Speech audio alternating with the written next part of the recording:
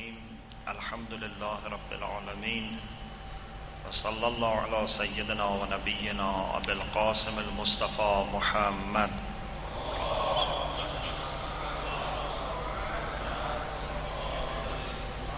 وعلى آله الطيبين الطاهرين لا سيما بقية الله في الأرضين عجل الله تعالى فرجه الشريف.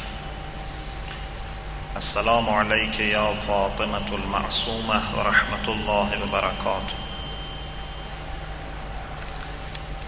This is our final session on understanding wisdom, and I try to finish, and I'm not able to do justice, but I do my best to mention some of the major points remaining about wisdom. You are given also a handout including some of the hadith about wisdom. I will only mention some of them, but for your study you have more. And these are extracted from Mizanul Hikmah. If you go to Mizanul Hikmah, the section on wisdom, you find these hadiths along with some other hadiths.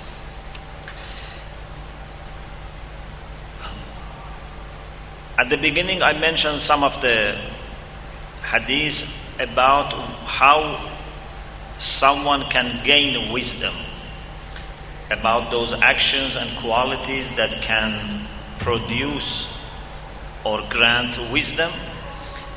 And then after studying these hadiths, I will finish with my understanding of the whole concept of wisdom, inshallah. In a hadith from Imam Sadiq alayhi salam, which you find it in Al-Kafi, volume 2, 128. Part of it is in Mizanul Hikmah, but I am quoting from Al-Kafi itself because it has more details. Imam said, Man zahida fi dunya, the one who shows renunciation from the worldly pleasure, the one who exercises asceticism, أنبت الله الحكمة في قلبه وأنطق بها لسانه. Allah subhanahu wa ta'ala would grow, if it is anbata, or if it is athbata, means Allah would make it settle and firm in his heart, the wisdom. So wisdom is dependent on having zuhud, renunciation from the worldly pleasure. وَأَنْتَقَ بِهَا لِسَانَهُ. It would not remain in the heart. It would show itself in his words. So then when he starts talking, he would talk with wisdom. وَبَصَّرَهُ عُيُوبَ الدُّنْيَا. Then Allah gives him the insight, basira, the insight to realize the problems of this life. Da'aha wa dawa'aha.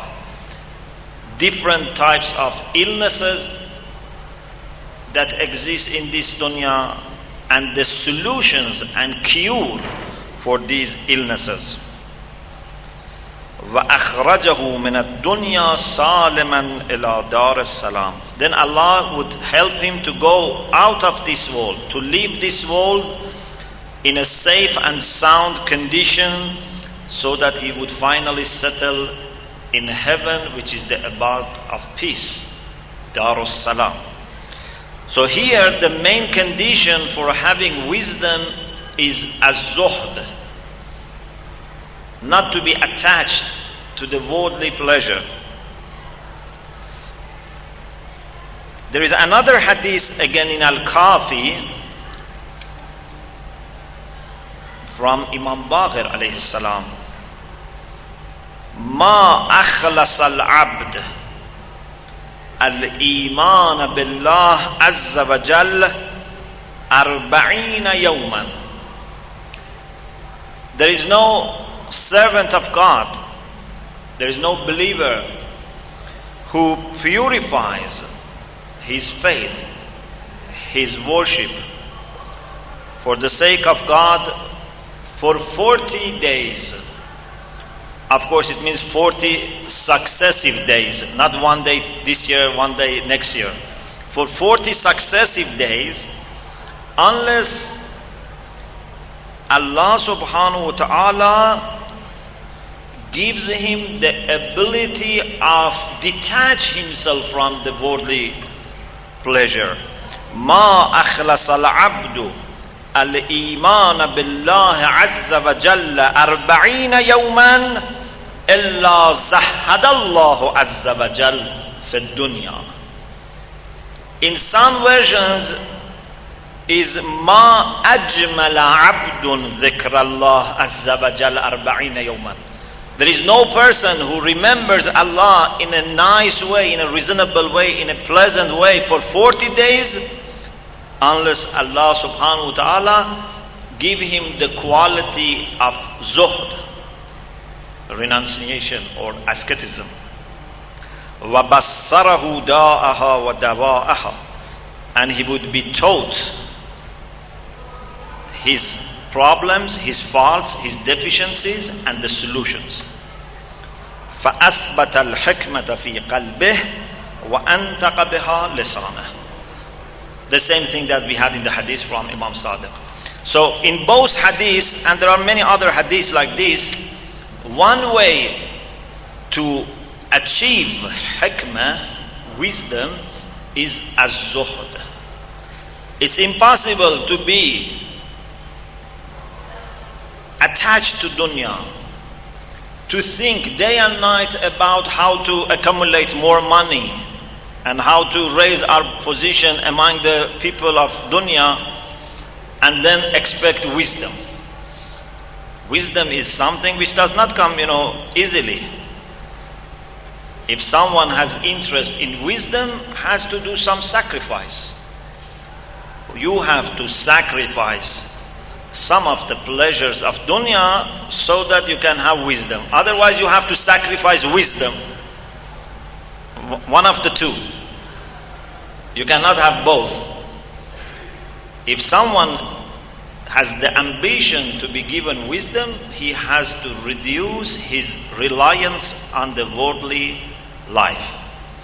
Of course, it doesn't mean that you should give up having a reasonable life. It doesn't mean that you should live in a cave or in a monastery, but it means that you have to free your heart from the excessive love for dunya. In the hadith of Mi'raj, the ascension of the Prophet to heaven, you have it in the handout. Allah told the Prophet Muhammad sallallahu alayhi wa alihi wa sallam, Ya Ahmad, إن العبد إذا جاع بطنه وحفظ لسانه. When my servant is hungry, this is a kind of hunger which is voluntary. Sometimes I am hungry, but it's because I don't have anything to eat. This is not necessarily good.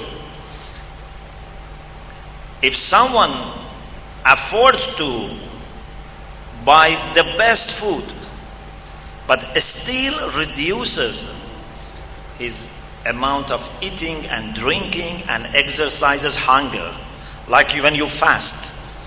In the months of Ramadan, you fast, although you can eat. This is important. Not that you fast because you don't have anything to eat. And even if in the middle of the day someone gives you some to eat, then you break your fast. This is not important. What is important is to be voluntary.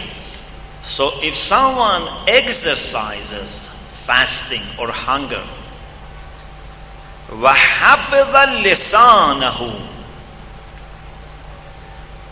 and protects his tongue. These two are very important. Hunger and silence. We receive food through our stomach and through our ears. If we hear too many words or if we eat too many things, in both cases we would have problem. We would be so much busy with digestions of what we have eaten or what we have heard that there is no chance for our soul to relax and then to think about wisdom. We need to reduce our food. We need to reduce our conversations. Whether it is a matter of listening, you have to reduce it. There are so many nonsense things that are said. And even if they are not sinful words, still they can have some impact on our heart. And also the things that we say ourselves, we have to be very careful. If a person is able to have control over his eating and speaking, allamtuhu al-hikmah. Allah said to the Prophet, I will teach him wisdom. وَإِنْ كَانَ كَافِرًا تَكُونُ حِكْمَتُهُ حُجَّةً عَلَيْهِ وَغَبَالًا. It's possible that a person who doesn't believe, because he has exercised these hard works, still Allah gives him some wisdom. It's possible. You remember we said sometimes you may get wisdom from people of hypocrisy or people of disbelief. So Allah says, a person, no matter whether he's a faithful person or not, if he reduces his food and his conversation, I will grant him wisdom. But in the case of the person who is not faithful, تَكُونُ حِكْمَتُهُ حُجَّةً عَلَيْهِ وَوَبَالًا. This wisdom would be used against him, would be used as an argument, so that Allah on the day of judgment would argue against him. You were given wisdom, why you didn't act upon it?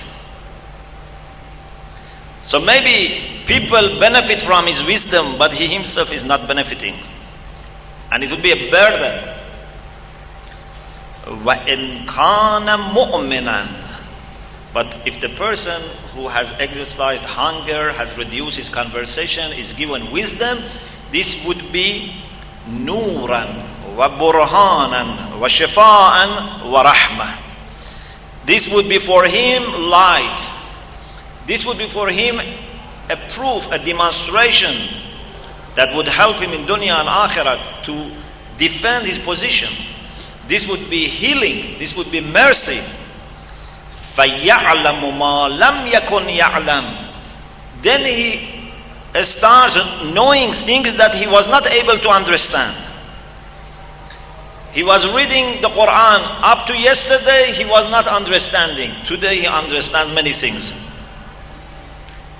Up to yesterday, he says, I read the Quran and I don't find anything relevant to my life. But today he said, everything is about me. So relevant that as if it is revealed for him. The Quran is the same, but it's a matter of how receptive we are. فَيَعْلَمُ مَا لَمْ يَكُنْ يَعْلَمُ وَيَبْصُرُ مَا لَمْ يَكُنْ يَبْصُرُ. And he would start seeing and understanding the thing that he was not able to understand. And there are many more hadiths, so many beautiful hadiths that inshallah you will yourself follow it up. I move on to something else, so I don't say about zuhd anymore. I move on to something else, and that is about moderation. If you remember when I gave you the whole list of the different aspects of wisdom according to hadith, one of the things that I mentioned is moderation, ar-rifq. Even we have a hadith which says ra'sul hikmah ar-rifq, to be moderate, to be balanced. There is a hadith from Imam Ali alayhi salam, says وَكَسْبُ الْحِكْمَةِ إِجْمَالُ النُّطْقِ وَاسْتِعْمَالُ الرِّفْقِ.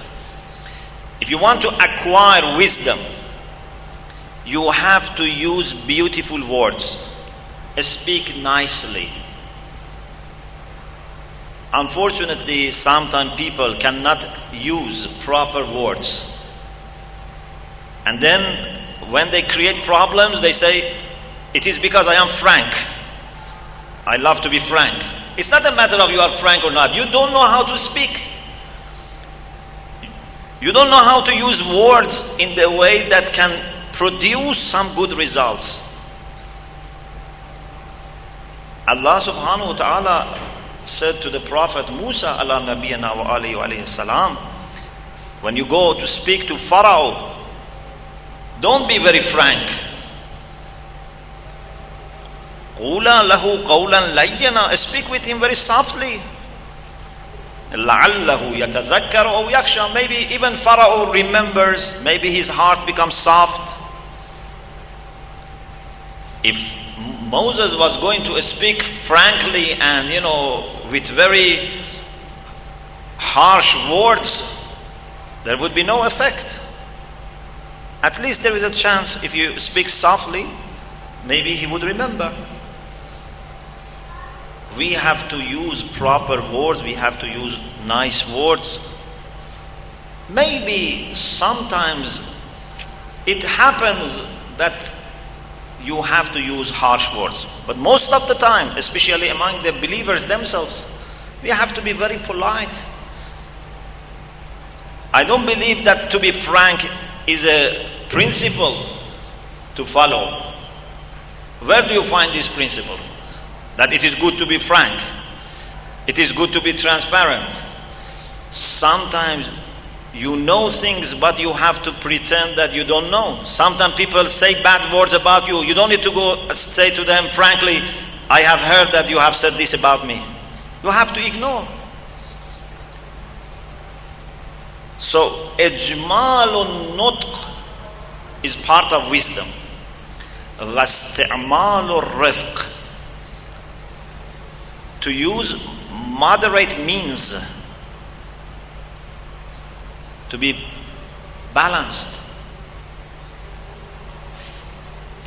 Another thing which is mentioned related to wisdom is to control your anger.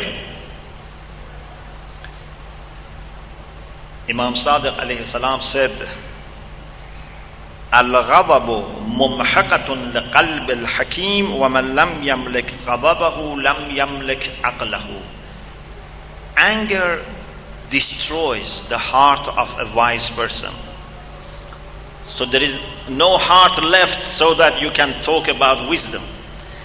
Anger is such a destructive thing that there would remain no ground for wisdom. When we are angry, we cannot think properly. We cannot understand properly. And this is why when we are angry and we do something or say something, later we regret. Of course, for the people whose anger is over, because sometimes people, their anger continues, they will never regret. This is the worst case. But if someone cools down and is able to evaluate himself, would say, why did I say that? Why did I do that?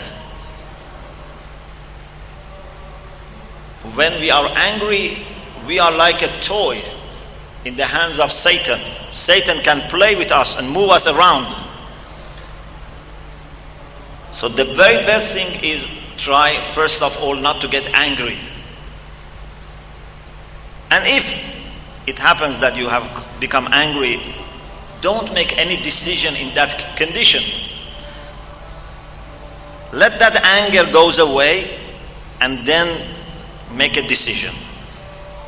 But on many occasions, when we are angry, we think that this is the right time that I have to make decision because it would be too late.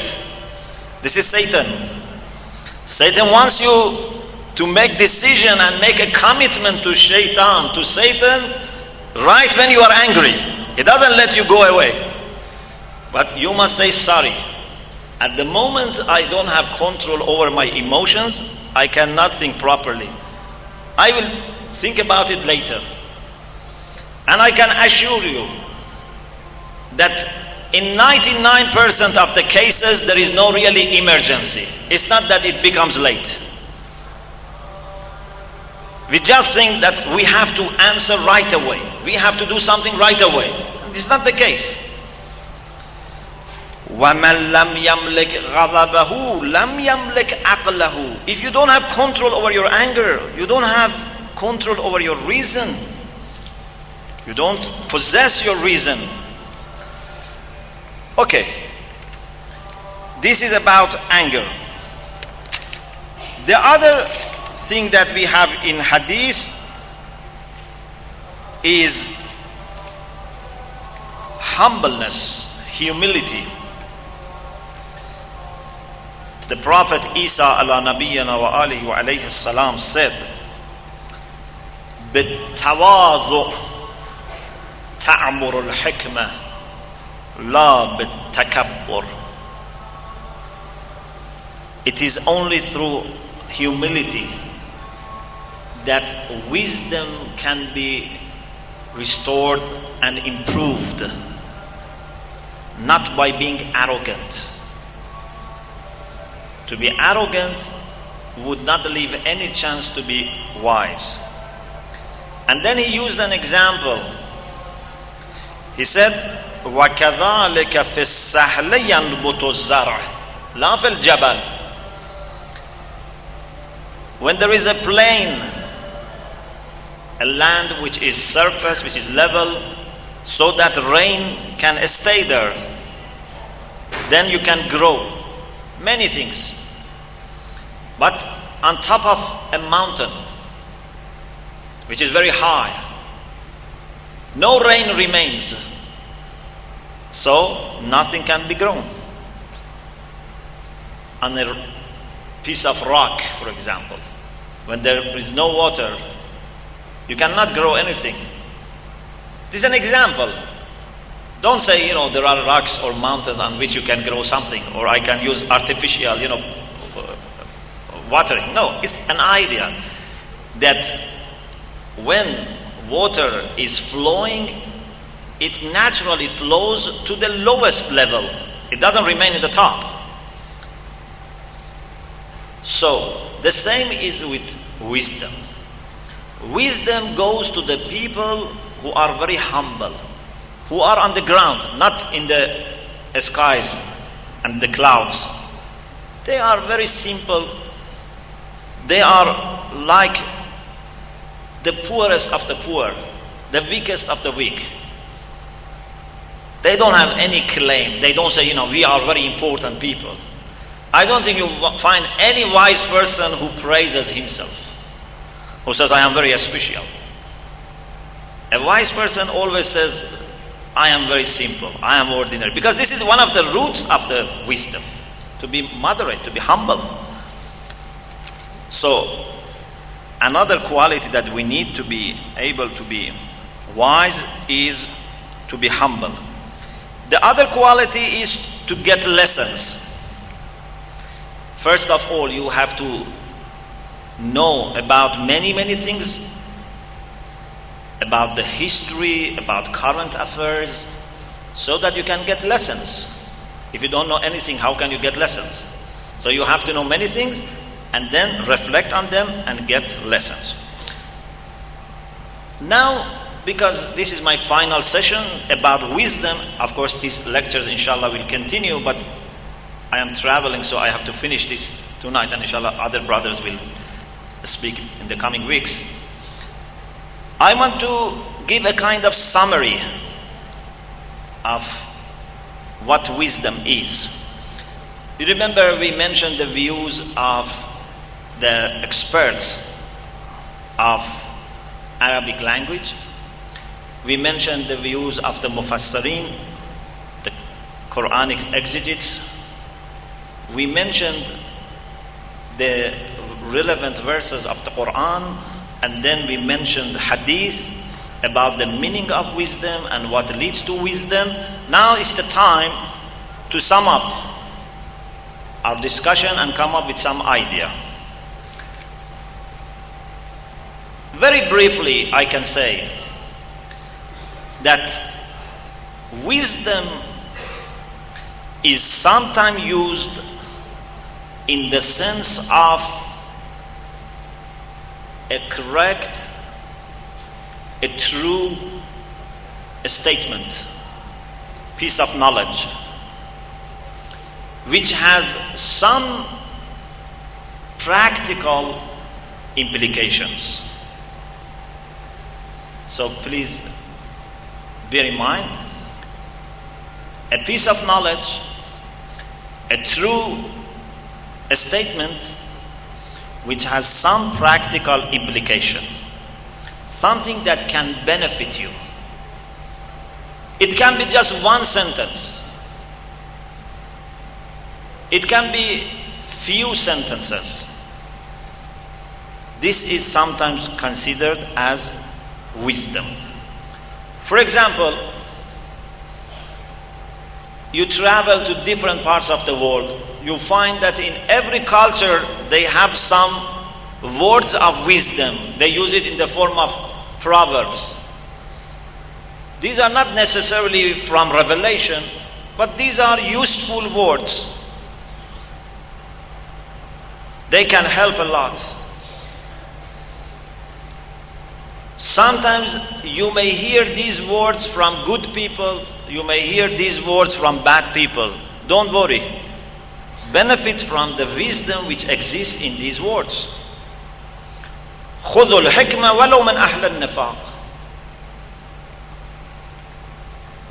Sometimes wisdom is used in a form of a package for life. Something which is not few words or 1-2 instructions.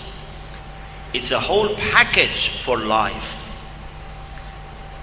It gives you true knowledge about what you should know and what you should practice so that you can achieve happiness in this world and the hereafter. So that you can secure your interest in this world, the hereafter.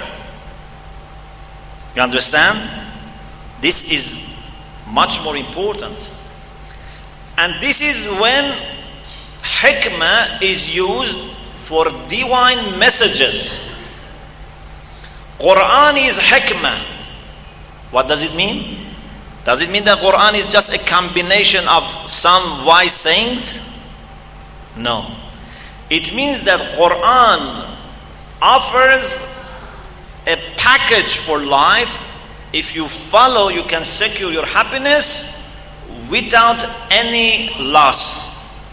Everything you need is included. Allah subhanahu wa ta'ala, for example, told Jesus, "Allamtuka al-kitaba wal-hikmah." It doesn't mean that Jesus was only given few proverbs, few wise sayings. He was given a program, a plan for life. If you follow that plan, everything that you need for your happiness would come. So this is the second sense in which wisdom can be used. The third sense in which wisdom can be used is a condition, a state of a person. It's not about what is known. It's about the knower, about the person. It's a condition of a person who understands. Please be very attentive to the words. A person who understands, not only knows, who understands what is the best action to do. What is the best action to do? He doesn't have only abstract ideas or theological knowledge. A person who is in a condition that knows the problems and the solutions. For example, If he is a teacher, he knows what is wrong with this student and what is the best way to help him. He's not a person who has just certificate.